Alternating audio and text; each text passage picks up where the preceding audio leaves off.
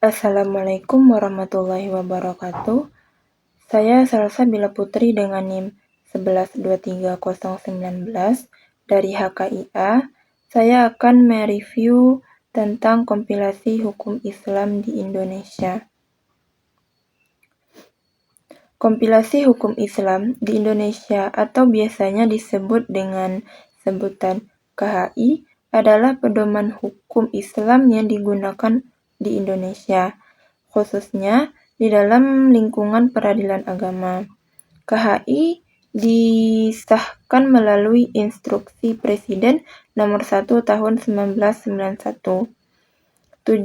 Tujuan dibuatnya KHI adalah untuk menyatukan aturan hukum Islam yang sebelumnya banyak berbeda pendapat, sehingga hakim memiliki pedoman yang jelas dalam memutuskan suatu perkara.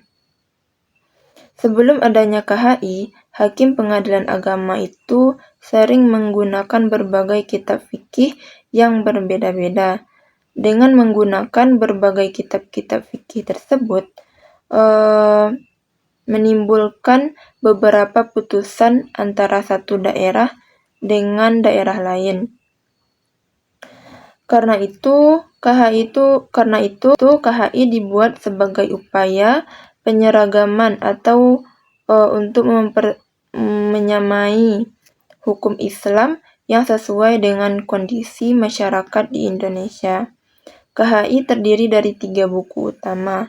Buku pertama yaitu mengatur tentang hukum perkawinan, seperti syarat nikah, rukun nikah, hak dan kewajiban suami istri, perceraian, rujuk, poligami, dan hal-hal lain yang berhubungan dengan rumah tangga.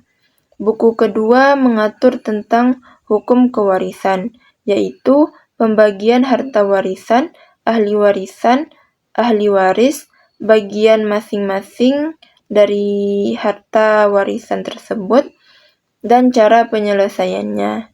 Kalau buku ketiga yaitu mengatur tentang perwakafan, yaitu ketentuan mengenai wakaf, benda wakaf, pengelolaan wakaf, dan pihak yang menerima manfaat dari wakaf. KHI itu memiliki peran penting karena menjadi dasar bagi hakim pengadilan agama dalam menyelesaikan suatu perkara umat Islam, terutama masalah keluarga.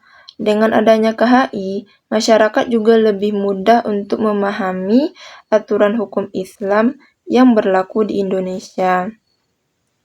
Walaupun KHI itu bersumber dari hukum Islam, isi dari KHI juga menyesuaikan dengan kebutuhan sosial dan hukum nasional di Indonesia. Karena itu, KHI dianggap sebagai bentuk pembaharuan hukum Islam yang sangat praktis dan relevan. Dengan begitu, KHI ini menjadi panduan hukum Islam yang resmi dan dipakai di Indonesia. Baik, sekian yang dapat saya sampaikan. Assalamualaikum warahmatullahi wabarakatuh.